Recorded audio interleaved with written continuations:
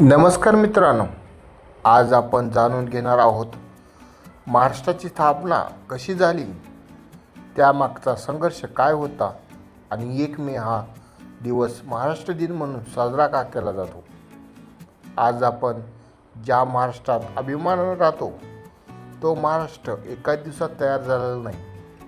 त्यामागे अनेक वर्षाचा संघर्ष, जनआंदोलने आणि 106 हुतात्म्याचे बलिदान आहे.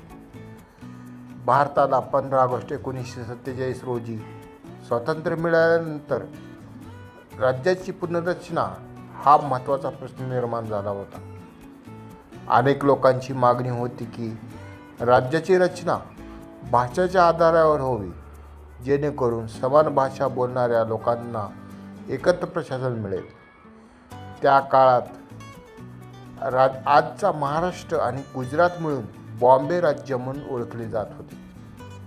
या राज्यात मराठी आणि गुजराती या दोन्ही भाषा बोलणारे लोक राहत होते.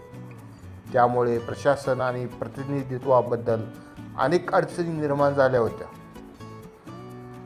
मराठी भाषिक लोकांनी एकत्र येऊन संयुक्त महाराष्ट्राची मागणी सुरू केली. या चळवळीला संयुक्त महाराष्ट्र समितीने संघटित स्वरूप दिले.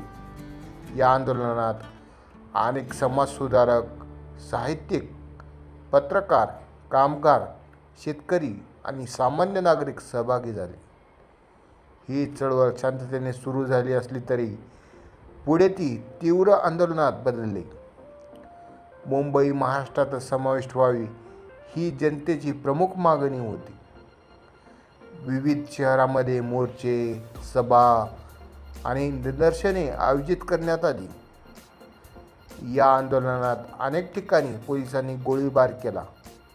या संघर्षात 106 आंदोलनकर्त्यांनी आपल्या प्राणाची आहुती दिली. त्यांच्या स्मरणार्थ मुंबईतील हुतात्मा चौक आजही या बलिदानाची साक्ष देत उभा आहे. जनतेचा वाढता पाठिंबा आणि सातत्यपूर्ण संघर्ष पाहता केंद्र सरकारने निर्णय घेतला. अखेर 1 मे 1960 रोजी द्विभाषिक बॉम्बे राज्याचे विभाजन करून 2 स्वतंत्र राज्याची निर्मिती करण्यात आली, महाराष्ट्र आणि गुजरात. महाराष्ट्राची राजधानी म्हणून मुंबईची निवड करण्यात आली. त्या दिवसापासून दरवर्षी 1 मे हा दिवस महाराष्ट्र दिन म्हणून साजरा केला जातो. याच दिवशी कामगार दिनही साजरा केला जात असल्याने या दिवसाला विशेष महत्त्व आहे. आज महाराष्ट्र हा भारतातील उद्योग, शेती, शिक्षण, विज्ञान, कला, संस्कृती आणि अर्थव्यवस्थेच्या दृष्टीने अग्रगण्य राज्यापैकी एक आहे. मुंबई भारताची आर्थिक राजधानी मानली जाते, तर पुणे शिक्षण आणि माहिती तंत्रज्ञानाचे महत्त्वाचे केंद्र आहे. छत्रपती संभाजीनगर, नागपूर, नाशिक, कोल्हापूर, सोलापूर आणि इतर अनेक शहरे राज्याच्या विकासात मोठे योगदान देत आहेत. महाराष्ट्राची स्थापना हा केवळ राज्याचा जन्म नव्हता, तर मराठी अस्मिता, लोकशाही आणि जनशक्तीच्या विजयाचा इतिहास होता. 106 हुतात्म्याच्या त्यागामुळे आज आपण अभिमानाने जय महाराष्ट्र म्हणू शकतो.